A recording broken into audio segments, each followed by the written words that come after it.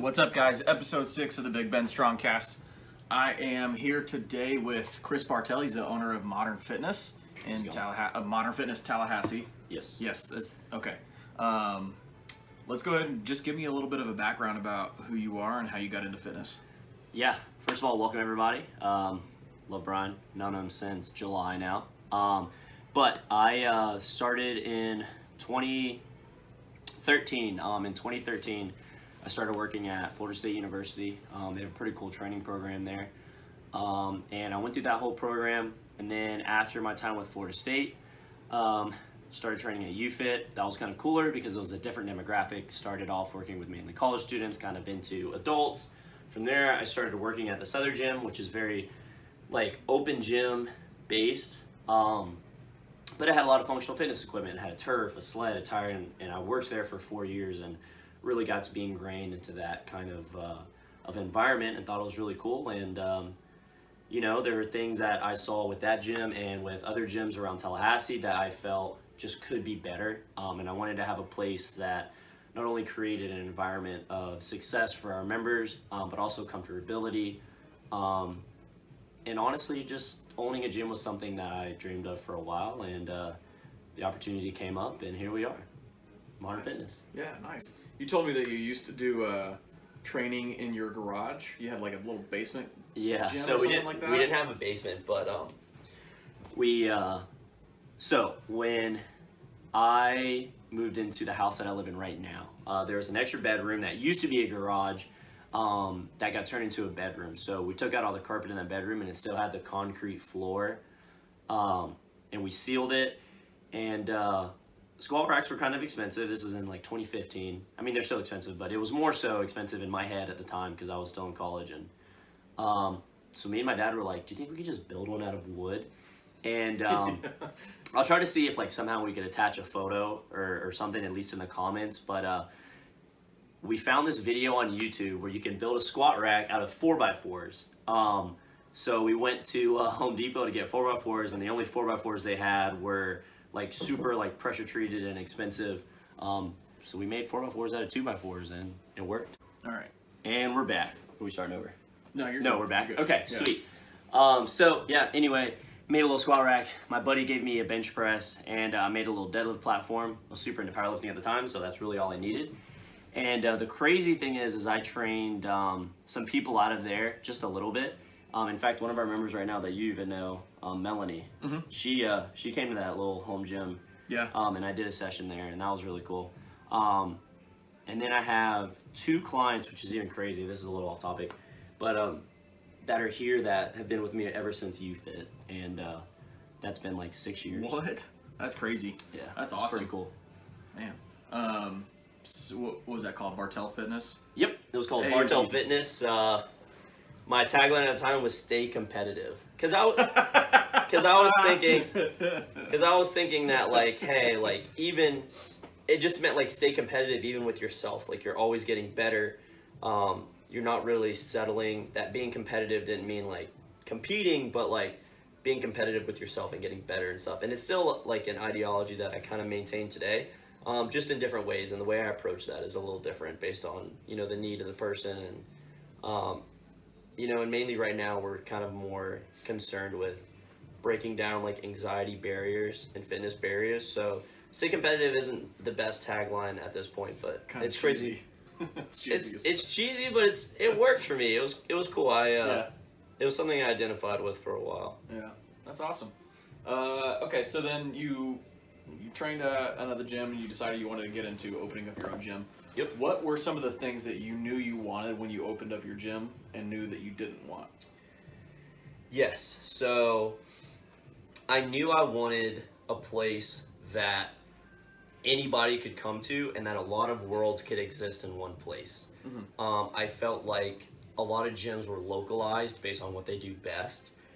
Like CrossFit gyms, you know, your regular like Gold's Gym, UFIT gyms, a bunch of machines, and then you would have group class gyms that were only group classes. And the mentality of that, which is true, is, you know, why do a bunch of things kind of well when you can do one thing really well and really attack a niche market? But because everyone does that, I felt like we could really dominate the space of being kind of that modern version of a gym that brings all these worlds in one place. So having the equipment to do CrossFit for people that just get regular gym memberships, having the equipment to do regular, just general fitness, and then two, having the group class area, which is very appealing and approachable, right? So what we did was we looked at a lot of gyms around Tallahassee and what each gym did really well. A lot of them were community. Some of them were, you knew what to expect. Meaning that, like, even though it didn't change that much, people knew what to expect, so that's why they kept coming. So I knew I wanted to have those two things when it came to group classes. I needed people to leave knowing what to expect, but also not get burnt out on it. So that's where our variety of equipment really comes in, because it allows us to change up the workout significantly. You guys really do have literally every single piece of equipment I can think of. Which is, and for us, besides like machines, like that was our big thing, was trying to have the variety to appeal to the most amount of people. Yeah. While maintaining an acceptive environment, because you know, a lot of times CrossFit or Olympic weightlifting can be intimidating to other people that aren't exposed to that. Right. So my thought process was like, even though you may not be doing that, and we don't do that in our classes, just by being in the same space where people are doing that, it can help show like, hey, these people aren't scary. Or like, hey, just because they're Olympic weightlifting or throwing weight around doesn't mean that they're, you know, they're going to be, you know, harsh or mean or, you know, just we're all the same people. We just work out different ways. And that's really what I wanted Modern to be. And that's kind of where I got to the name too, was like, you know what, like, why not just call it what we are and like be modern and be the revolution that fitness really needs as the world changes from your Gold's gyms to these group class facilities, and really wanted to kind of bring both successful worlds into one kind of environment. And those are all the stuff that we wanted to do, and the stuff that we didn't want to do was make it hard for people to sign up. Make it hard for people to cancel. We didn't want people to feel like a sleazy sale or something like that. Yeah, exactly. Like there's a lot of gyms in not a lot, but there's a couple gyms in Tallahassee where they exist off of, you know, $30-day transformations, 60-day transformations, and I hate that stuff so much. To me, it's a sleazy way to get people in the gym. When really the whole purpose of it is for you to join their gym so that you feel like, A, you're going to get some prize by completing this challenge, and usually it's financial compensation. But where they turn it around on you is, you know, how about instead of us giving you back this financial compensation, we just put it towards a gym membership. So you end up paying $300 or $400 or $500 up front, and then you never get it back. And yes, it is a good way to make money from a business perspective, but I wanted to have a more, what's even the word? Like just approachable, easily accessible. Exactly. You know, I think your gym is so well set up for that, because it's so easy to sign up for it, and you guys have such a wide variety of equipment and just experience around the gym is different, right? Because you've got like Lauren, who teaches these fantastic group classes, and people are really into them, and you do the group classes as well, and Lee does too. But you've also got your background in like being really interested in CrossFit, right? And so you're able to kind of talk to those people as well. Yeah, and I've touched base in two other sports, and powerlifting, and then even though I never really got into the strongman world, it's something that I used to watch a lot of. So understanding like the use of a log bar and a yoke, or at least like the ways to implement them in training were something that I was at least familiar with. So even though I don't teach it for the most part, if people are doing it, I can like pick their brain a little bit, or at least they don't feel like, you know, like, oh, like he doesn't know what he's talking about, or you know, or also from another end of that is that it just gets, I guess, like normal gym membership people in front of like so many different types of equipment too, right? It gets them in front of a log, or it gets them maybe comfortable somewhat with a barbell. It kind of democratizes fitness as a whole across all It's all crazy. modalities It's and sports. it's to opened anybody. up a world too to people that I didn't think they ever thought they would Mm-hmm. want to do. We have Right. I have two people right now who asked me to show them, powerlifting. They're like, I want to learn how to deadlift. We had one client that we taught how to use the yoke, and this is a person that came from a marathon background. Mm-hmm. So almost weights were a little scary to them. Right. And they're coming to me and asking me like, hey, I want to lift that because of people like Alexis, Mm-hmm. where not only there's a strongman group, it's 3 females, and they were training for this competition, and Alexis has actually done a podcast with you. But anyway, not only are they lifting some crazy weight, Mm-hmm. but I think people are not shocked, but I think people are like, whoa, like It makes it so seem nice. less scary. Yeah, and with how nice they are. Like, Yeah. it's not like, sometimes we can get a little loud Mm-hmm. with that kind of stuff. But Right. anyway, the point of that was, like, it's been cool to see some of these, like, wall barriers or uncomfortability or even something that you were like, I would never do that. Yeah, breaking down. Yeah, yeah, to it's, do it's that. really cool. And I think you have this like, and I think it's so interesting because you probably have the highest amount of memberships of people that are trainers at other gyms or owners at other gyms that come in and work out here. I think that's funny. That's been the craziest, and that is something that I never expected. Right. It's something that you see commonplace where Yeah. like trainers will go train at other gyms so they can escape, the gym that they're at, because and not that they don't like their gym, but a lot of times when you're working out, you see people they want to ask you questions or they want, and sometimes like it takes away from that the same way where you guys get that kind of meditational feeling of working out. You kind of lose that sometimes when you're working out in the gym that you work at. It's hard to have fun when you're at work. Exactly. Right. So being able to sometimes, escape. But what's crazy is being that place that people have escaped to do their own training. And what's even crazy is that makes me and all of our staff better because not only are we exposed to the trainers in Tallahassee, but we get to talk to them, we get to see what they're doing, and what's been kind of cool is just the collaborations of people working out together and really, I think it's going to have a very positive impact on fitness in Tallahassee. I think it almost kind of feels like there's like a second wave of fitness in Tallahassee that's coming, if that makes sense. No, absolutely. I think it's a little scary being, I don't want to say the start because that's maybe a little bit too big for my like ego, but it seems to be that the environment and the style that we're creating is something that people are really being attracted to. And you have people like gyms like Momentum where they have their functional fitness room and like really other gyms starting to grow and expand into a functional fitness environment. I think anyway, yeah, that's 10 years ago would never, like, you wouldn't see a single gym like that on its own anyway, like 2010 to try and find a gym that had. And what's crazy is I think CrossFit break down that barrier. As much as people want to hate on CrossFit, Exactly. it introduced weights into people's hands and intensity that I don't think existed before. Right. And then I think where that's going to end up and where you're taking it right now with your gym is, while CrossFit really did that and introduced that to a whole bunch of people, it still made it a little bit closed off because you had to be in CrossFit to do that. Whereas like the setup that you have is like you are introducing everybody to this so many different types of fitness And movements. right, and movement. Because like CrossFit was almost limited to CrossFit movements. Right, exactly. Right, Olympic lifting. Yep. In workouts, I mean, like 30 snatches for time. Right.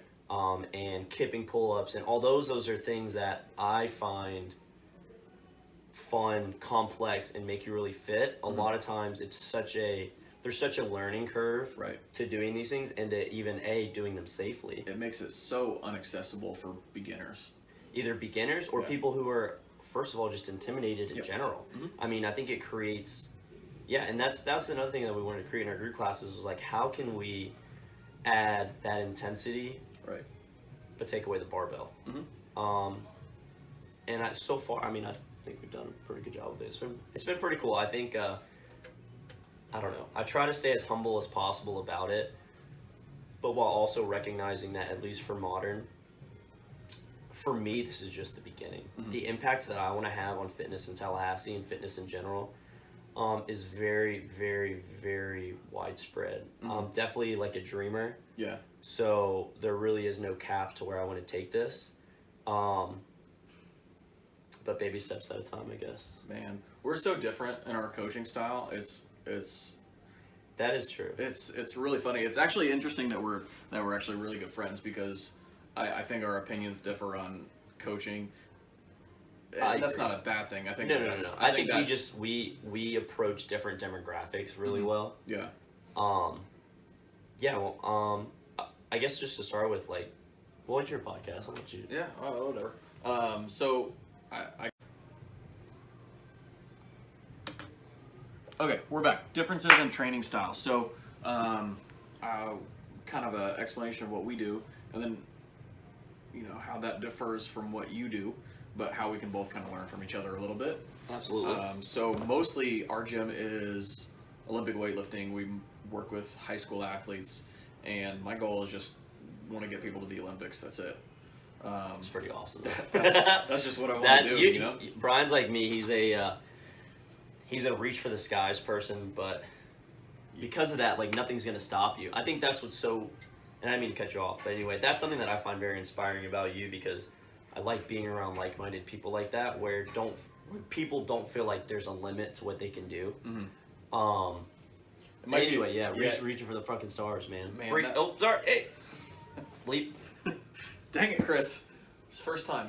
Even though I just have the worst language too, I like try somehow when the camera's on, I don't have any issue with it. But I'll be like coaching 14-year-olds and just like dropping F-bombs, and I can't stop. I can't stop. Camera goes on, no problem. Nope, good to go. We're good to go. It's so That's interesting. my issue too. I think it's a coach thing, but maybe it might be. Anyway, so he's trying to get people to the Olympics. So that's awesome. So like with that, if you're trying to get people to the Olympics, especially in just one sport, weightlifting, you have to be super niche.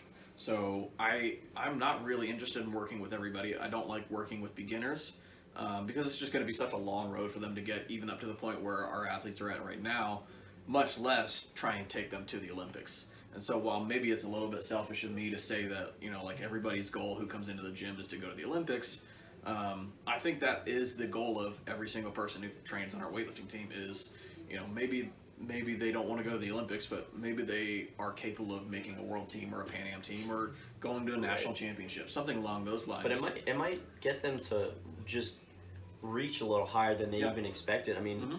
The saying where it's like reach for the stars, land on the moon, or something like that. Yeah. Where I just re-listened to this podcast with John Bros. I don't even know who that is. Mm-mm. He is this old school Bulgarian weightlifting coach, and their program is just snatch to maximum, clean and jerk to maximum, every day, squat to 2 times a day. Oh, there you go, twice a day. Twice a day. He's just like, you got to get good at what you do, And so he says the same exact thing. You just got to, like, your goal is set a world record, and then if you don't set a world record, at the very worst, you're going to be the best lifter your country's ever had. Just like Dude, that's inspiring, and that's right? cool to me. That is very cool. And that's super intimidating for people too, because it's a lot. It can seem like a lot. I think because of having that mentality, though, you're going to get people at your gym mm-hmm. that also kind of reach for that. So if anything, it's almost a we make everyone better mm-hmm. kind of a thing. Yeah. Because we're all reaching for that same goal. Mm-hmm. My mentality is different, right? So because I'm more in fitness and more in not necessarily like the competitive world, my approach to training is more of how can I help the most amount of people possible. I'm definitely more in the outreach mm-hmm. world of there's a lot of things that I feel like make fitness very effective. And a lot of that is just based on movement. Mm-hmm. And I think a lot of times people are very like, you have to do this, you have to do this, you have to do this. And I'm much more general. I'm kind of the believer of like moving a little bit each day is the best way to continue to get better. And as long as, we're doing a little bit, you're doing great. In that works a lot better for what we do. Purely because I'm trying to decrease that anxiety wall for a lot of people, and we're gonna get people that are that don't want to do Olympic weightlifting or don't want to be competitive. Right. They just want to move better. They want to feel better. You know, and even just look a little bit better. And I think we've provided that. I think our workouts provide the ability for people to not only see the body composition goals that they want to see, but it also allows for newer people to come in and just kind of get better as we move along. Like, we don't have a strong learning curve, at least in our classes. Right. You can pretty much hop in. Yeah, exactly. And that works out really well for us because it allows someone to not feel uncomfortable by their fitness level. Right. And I think that was my biggest goal, was how can I make people as comfortable as possible, knowing that there's a lot of anxiety when it comes to a gym. And that's actually one of the aspects of what makes us modern as well, and that went into the name was, you know, gyms are an anxiety-inducing environment, just by nature. Yeah. So the more that I can decrease that, the better. Yeah. That being said, you know, gyms like yours and people like with your mentality, Right. I find very inspiring because that pushes me to be better. Right. And if whatever pushes me to get better, I can also flow into our classes. And in theory, making others better as well. It's just more of like a feedback loop than just like pure, like, hey, this is our goal, we're trying to get you to the Olympics kind of a thing. Right.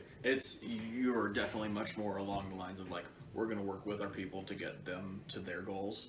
Mine is a little bit more, you know, the goal is be the best that you can possibly don't cut be. yourself short. I mean, Well, you do. Yeah. Right. I mean, I'm not he trying does to. he does a really good job with his clients, and people come in to get them better where they're at. Yeah. Like, you do meet them on their level. Oh, yeah, You know, for sure. so it's not like you're just like, oh, well, you can't clean and jerk 200 pounds, get out of my gym. Right. You're It's like, more- you're like, hey, like, I see potential in you. Yeah. Let's work through this. Let's do this. And if anything, you may help show the potential in that person where they may not have even known it was there. 100%. Yeah, my client is kind of an interesting dynamic because they're not all the best weightlifters. Like, I'm not recruiting for the best weightlifters. I'm recruiting for like 4th and 5th place, right? Like, if I'm trying to find a weightlifter, I want like 4th and 5th place to join my gym because they're the ones that are hungry enough to stick with it, but maybe they just don't have the guidance that they need to try and push. And then with that, we're going to try and make the Olympics. But I don't want to do it under this old school guise of just like train as hard as you can every single day, and how you feel about it doesn't really matter. Like, I still want to try and do the same thing that you're doing, which is remove the anxiety around training. But for me, I want to figure out how to get people to this super high world class level without the mental damage that most high level athletes take when their career is over. And I think that's very wholesome. So, and I think that's where me and him are the most similar. Yeah. Is we really take a wholesome approach to what we do. Right. Where we have these goals for our gyms and our clients. We approach it differently, but the whole goal is to do it safely, to do it effectively, and do right by our clients. And I think that's where me and you kind of exist in the same. And I think that's why we're so close. Yeah. Because we both believe in, like, Our honestly, our clients mean way more to us, and my members mean way more to me than the actual business side. Oh, 100%. And I think we're in the business side because we realize this could be our way to financially sustain ourselves. Yep. But we're doing it because of what our passion's in, and our passion is people. Yep. I mean, I think it sounds so cheesy to say that, Oh, for but sure. when it comes down to it, I mean, That's what it is. Though. Yeah. And Even like, if the business failed, I would, get a piece of plywood and a barbell and lift in, like, set it up in my living room and coach people there. Just like Exactly. I'll figure something out, but that's still going to be what at the end of the day the goal is. the goal. And in my case, like, honestly, like, I would probably teach group classes for free. Yeah. If I didn't, like, if I was like, if I had a desk job or something. I mean, I don't know. That's what I would want to do. Like, I would want to, like, I'm still working towards this, but making our youth memberships free. That's cool. And I think one thing this is actually something that I've never told anybody, but my goal is to be so successful that I can continue to give away more and more free content, whether that's workouts, whether that's training, just be able to grow to a financial position and be like, I'm comfortable, I can support myself, I can support a family. Yep.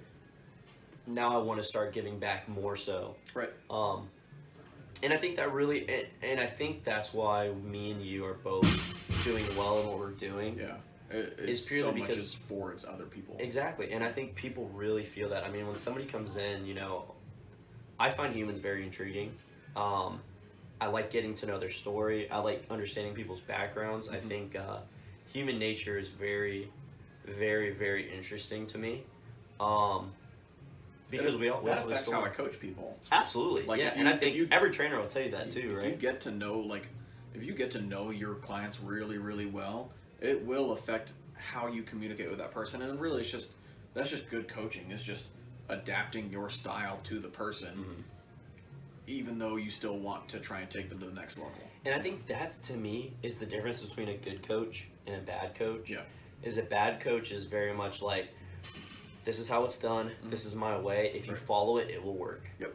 And a good coach, even though can believe that in their head, their way is more of like, hey, like how can I work with my client to get them to that goal? And you have to do that by understanding what works for them motivationally. Yeah. So like one client may work better for you to be like, nope, do it again. Yeah. And because maybe they're very like task oriented or logical. Yeah. And then you may have someone who like needs a little bit like, hey, like you can do this. You've done this, and this before that. Yep. You've prepared for this. Your body's ready for this. Just continue what you were doing and crush it. Tell yourself you got it. And like those kind of differences are, even though you're getting them to the same goal, it's just a different way of approaching it. Right. And I think a good trainer understands that. Yeah. And for me, when I hire trainers or when I look for other trainers and coaches, personality and human nature is what I pay attention, even more so than their actual training. I think I agree so much. You can teach somebody to be a really good trainer. It's not hard to teach somebody how to like correct an air squat. Exactly, to correct form, but it's like, in fact, you can't teach, in my opinion, someone to be personable. Exactly. I disagree. I think that you can. I think it's just a lot harder of a process to try and teach somebody who's not like that. And it's almost like against what that person wants to be. Like if they're not naturally super extroverted, then they're going to have a hard time teaching group classes. True. And so like maybe you can try and teach them and they can get better at it, but it's not allowing them to be who they are. Yeah. And I think that we thrive in genuineness.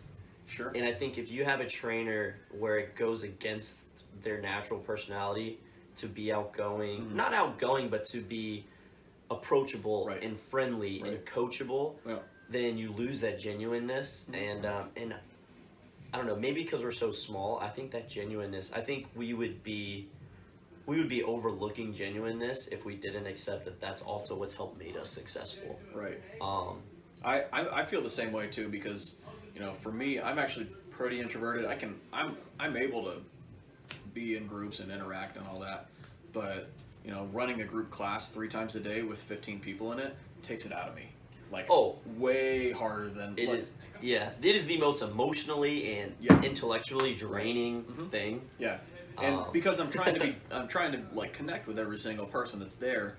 Whereas like in the setting that I'm in now, most of the time it's either one-on-one with like personal training clients, then I can actually get some real work done with that person. Or it's 3 or 4 people, but 3 or 4 people that I'm training and coaching with the understanding that I'm going to coach this person for the next 8 to 10 years. Right? So like True. So you almost buy, like you feel that investment into them. Oh yeah, 100%. See, that's very interesting. For me, like I think because I naturally just am intrigued by people, I get to know each member like almost out of group classes. Like I'll talk with them, like in see, I struggle with that so hard. Yeah. But that's okay. I mean, and that's why I think we do really well in what we do, because like my world is more of like getting to know members, and there's just a bigger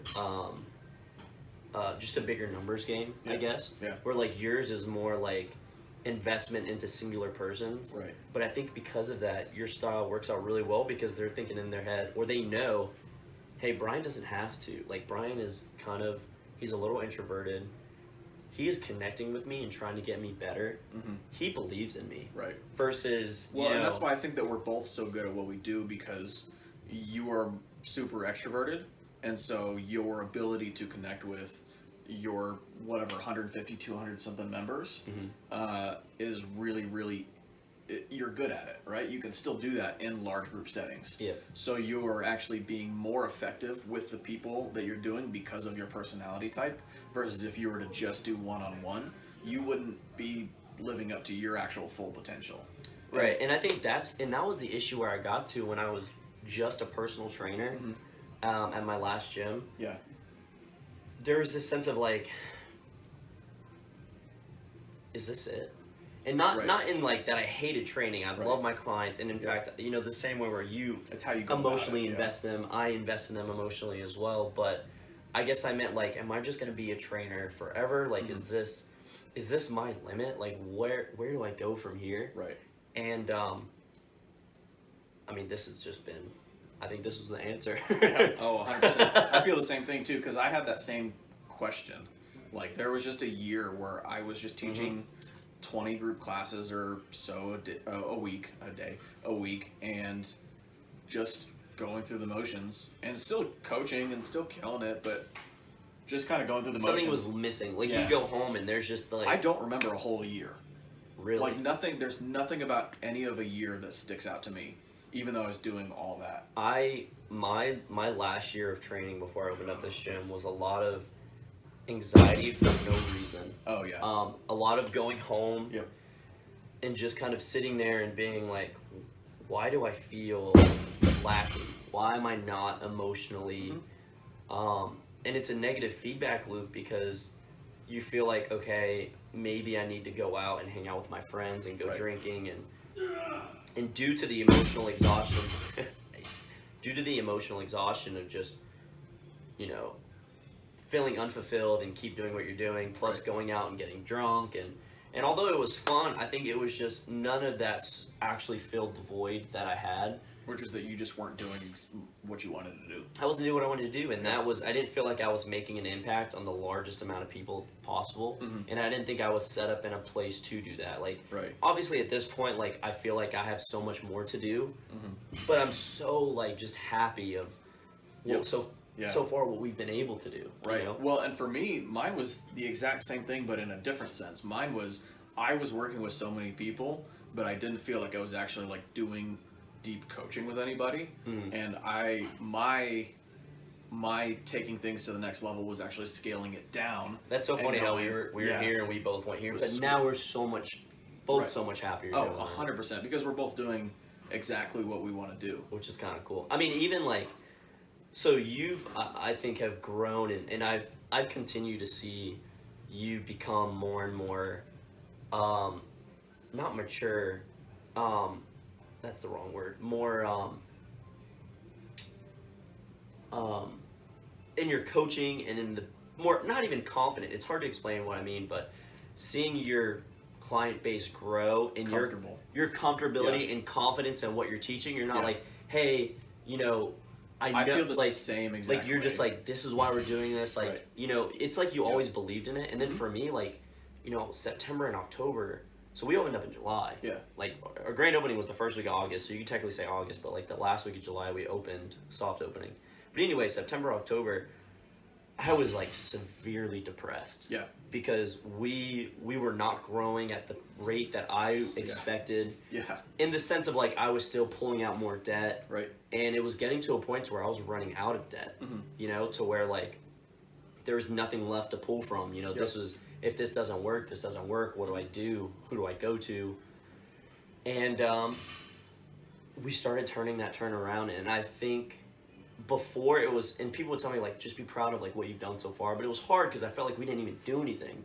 Well, yeah, 100%. You know? I get that. Yeah. And now we're getting to the point to where like we're a little bit more established. We're at least in a financial position to where I can continue to stay open month to month. Right. Not just like, okay, I got to sell a couple more memberships. Exactly. You know? Oh, that. And now we're growing even. Oh my God! You get so sick to your stomach, dude. I can still kind of taste that a little bit. Yeah. Just like, oh my God. Thankfully, like the team around me, like helped. We all came together. Yeah.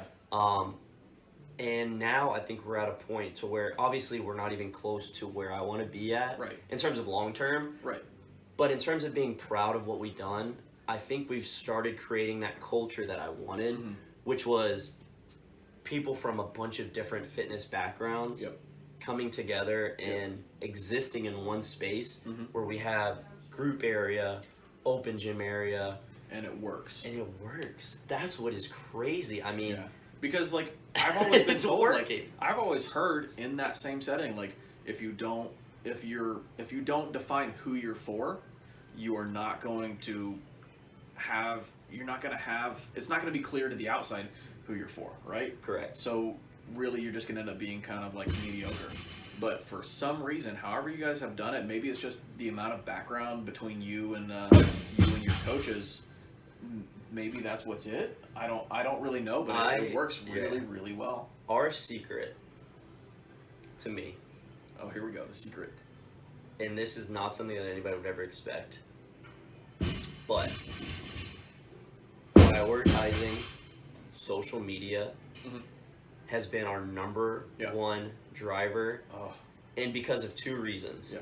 One, not only can you show, hey, people are here, Right. they're having fun, they're getting better, but two, you can create the environment that you want to create Mm-hmm. by showing it on social media. So the things when we were Yep. newer, Yeah. the environments that I wanted to create, I could show that.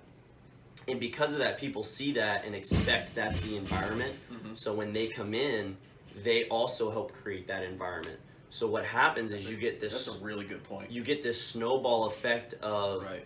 people naturally want to fit in. Yeah. So if you come to a place which is kind of snobby, someone who may not be as snobby will close off themselves a little bit just Yeah. because like that's just the nature, that's just the what's Mm-hmm. going on. Yeah. But in our world where we show acceptance and high fives and people smiling and getting Yeah. along and talking, it can take the opposite where someone may be a little bit more closed off in a group setting Right. to open up a little bit and feel comfortable. And Yeah. there have been so many times, and this literally makes my heart so full, is when people tell me like, hey, like, you know, I've been to a lot of gyms and this is the first time that I've just felt comfortable somewhere. Right.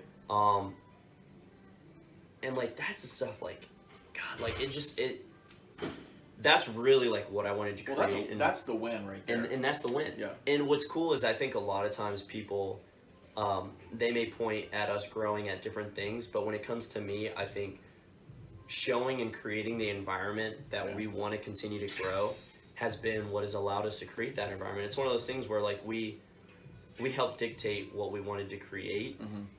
but in a sorry, I'm going I in mean, you circles did now. it. I mean, Um, well, I fought social media for such a long time with maybe just because I didn't know how to use it or what it was for or what the voice of our social media was going to be. I hadn't figured it out yet.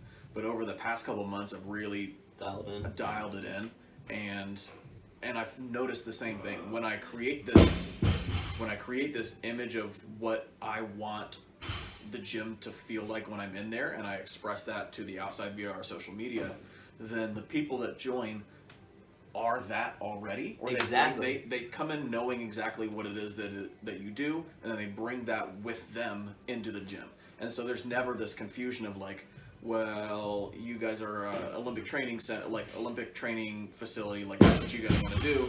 I only want to be, you know, a hardcore athlete, and then they're just kind of rude and, you know, not the kind of person and we want in our gym. Like we want it to be, you know, a place of work, right? But it still needs to be fun and everybody needs to support each other. Exactly. It's not we're gonna train and everybody is on their own and fight to the death to be the best, right? Like while those two could totally live in the same environment. outside perspective, Okay. that's not what we want, right? And so yeah. now that we've started to clarify that with our social media, it has really stopped that kind of person from trying to join the gym.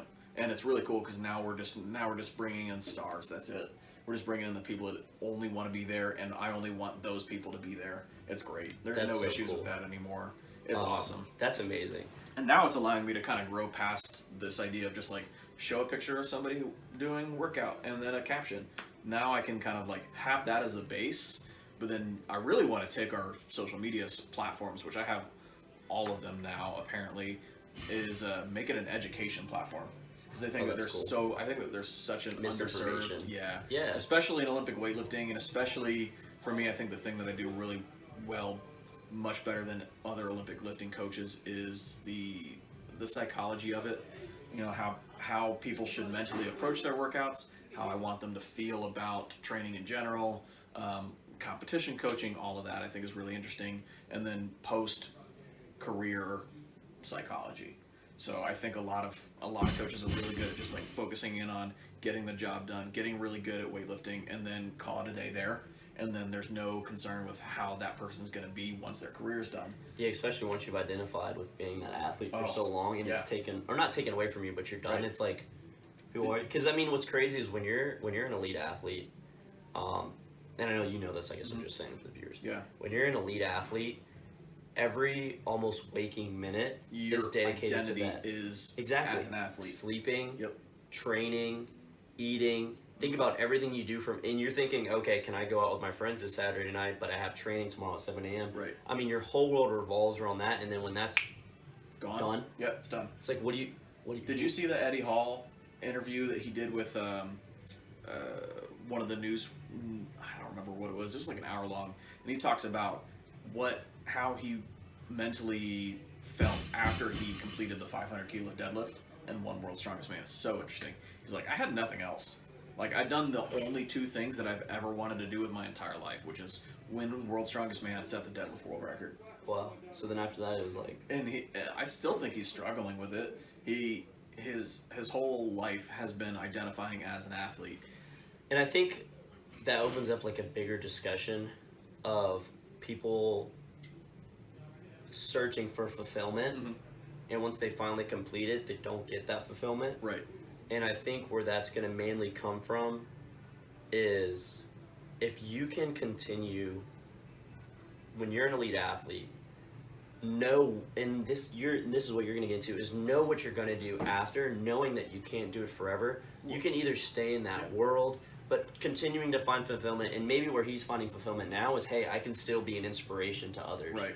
And I think that's when more fulfillment can open up, when you start approaching I don't know, I guess not everyone struggles with it. Like, they're like, I did what I wanted to do, I'm done, and I'm good. Right. But the people that do struggle, I think it's normally because they want to help others more, and I think that's where that struggle may come from. I think that's the same thing, and I think that's why, elite athletes kind of transition into being coaches most of the time. Most of the time, It's exactly. just because they're like, I don't know what else to do. And you've built a whole lifetime doing this, so you're like, I could help. Well. Yeah. I think definitely one of my responsibilities as a coach, especially with youth athletes that are growing up through this whole time, is helping them to develop what their identity is as a person, not just as an athlete, and making sure that it would be a huge disservice to perpetuate this idea that they are only an athlete, because once that is taken away, whether that's injury, whether they retire, doesn't matter, whether they complete their goal of being an Olympian or medaling at the Olympics, and then what's left? If they don't have anything else, if they don't have a backup, not a backup, if they don't have an idea of who they are outside of sport, then they have nothing. And I think that's really problematic. I think that goes beyond Olympic weightlifting. I think that's all sports. But I think that's very interesting that you're going to attack that, man, and that's something that I want to. But I think that's something you do. Follow. I think it's something you do already, which is like you are able to connect with a whole bunch of people and de-stress this idea of training or of fitness as a whole, and so it allows people to not, like, you see this in CrossFit gyms all the time, where they will train and then it's like a 35-year-old accountant, and now they're like, I'm an athlete now. Like, no, you're not. You're not an athlete. You're working out, Right, exactly. You do this thing that's really great, and why I think what you do is really, really good is because it's not making people think that there's something that they're not. It's giving them health and fitness and allowing them to take that kind of control for themselves without this idea of, like, this is who I am now. Exactly, and without making it stressful. Exactly. Right? It's not like, hey, like, you need to come 3 times a week. You need to do this to get you to your goals. We're more of like, hey, like, yeah, you can do that, but it's also like, hey, we're going to be here. We want to just help you move a little bit better, feel a little bit better, and then, a lot of times body composition and these other things are a byproduct of what we're going to do. And I think, even expanding off that, which is kind of cool, is all of our workouts are full body, which means that if somebody falls off the wagon for 2 or 3 weeks, or even a week or 2 or 3 days, they didn't feel like they just missed a whole cycle or a whole training program. Right. They can just hop back in, and even though they may have to move a little slower for the first couple weeks, you know, it allows you to just pick right back up. Yeah. And that's been kind of cool. That's really cool, man, that you felt like that too, because yeah, it's funny. Like we have definitely different coaching styles, but we're definitely not unalike in my opinion. We're 100%. Very, very similar. Just 1 second. Let me reset this. How much more can we talk about? I don't know. We got so much. Okay. So we'll probably wrap it up there, and we'll I like it. We'll move into kind of discussing what we're both doing right now. So we talked a little bit about social. I was going to branch off into that social media and be like, speaking of social media, what is your social media? Where can people reach out to you? Oh, yeah. But then we talked about personal identity. So that's okay, man. Hey, we're still out here. So you guys can follow us at Modern Fitness Tallahassee. Yeah. Honestly, the thing is about ads aren't even that important anymore. Because you can just type in Modern Fitness Tallahassee on Instagram, we pop up. Pop it up right there. You got Instagram, your website. Yep, our website, modernfitnesstally.com. Google us, check us out, try your free class. You know, just come see what we're like, man. The best way is just come in and walk around for yourself, and it seems a little humble in here and not very big, but it's a lot of, I don't know, it's a home, really. It's really the other way to kind of explain it. Oh my God. Okay, cool. And so you guys are also, we're not going to just brush over this whole coronavirus thing that's going on right now. So you guys are also doing free at-home workouts every day on your guys' Instagram. Yep. Is that posts or stories? What's that? Yeah, so on Facebook, they're going to be posts, just that the most amount of people can see them on Facebook. Yep. On Instagram, right now, they're just stories. Mm-hmm. But we also added a shortcut called Corona and Lime. But it says home workouts in the picture, so you'll be able to see it, and we're releasing those daily. And all of them be updated there, so even if you're a couple days behind, I mean, it's not really a program for us. It's more of just like, hey, scroll through, find a workout that you like, and get it done. Yep. Just get a little fitness going. We're not professionals by any means, but my advice is just keep moving and at least do one thing a day where it gets you breathing a little harder. This coronavirus is shown to attack the lungs. So the more that you can just keep your lungs healthy, in my opinion, I think it'll help. Obviously, it can't prevent anything specifically, but studies have shown that, you know, being active can help decrease your chances of it being worse or not. Yeah. Well, and not just that. Just, I mean, even if you're not really worried about catching it, but you just are stuck at home all day. One, you can, you know, make sure you're not losing out on those gains, and then two is you can make sure you're not going to go stir crazy. That's Absolutely. the biggest thing is now I'm like, I can't sit still for a whole day and just be inside all the time. So even just walking around or just doing something, sweating, feel like, man, my hair is getting long. Yeah. Cool. And then I'm doing the same thing with our gym too. So we're not doing daily workouts. I've been crushing it trying to get a whole bunch of stuff done. I put together 2 ebooks, bodybuilding, or no, not bodybuilding. What did I do? 50 dumbbell workouts. Ebook is $7.99, $6.99, something like that. It's like $6 or $7. You can get that on our website. That's www.bigbendsc.com. And then you can follow us on all of our social media. We've got Facebook, Instagram, Twitter, Big Ben Strength and Conditioning, TikTok, Big Ben Strength. What else? YouTube, Big Ben Strength and Conditioning. There you go. Which is where you're probably watching this if you're not listening. So go ahead and give us a follow, guys. If you got any questions, hit both of us up. I've got one last thing to say. Yeah, go for it. You know, right now is a really hard time for small businesses, restaurants, gyms specifically. So if you have the disposable income, please get a workout from Brian. I guarantee you it's going to be really, really good because he puts so much thought and effort into it, and I think charging $7 really is a steal. But he wants to put out content for you guys. So if you can, grab one of his workouts. You're not going to regret it, and you're going to help kind of keep us moving as things continue to progress with this. And yeah, just remember, like, during this tough time, we're still going to be here. When it's all said and done, you know, you want to have these gyms to come home to, our members and his clients.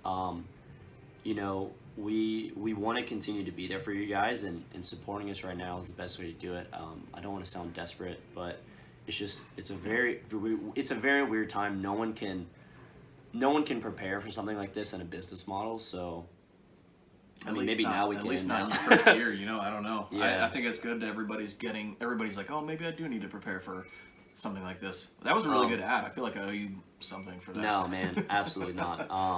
Put that in But pre-roll.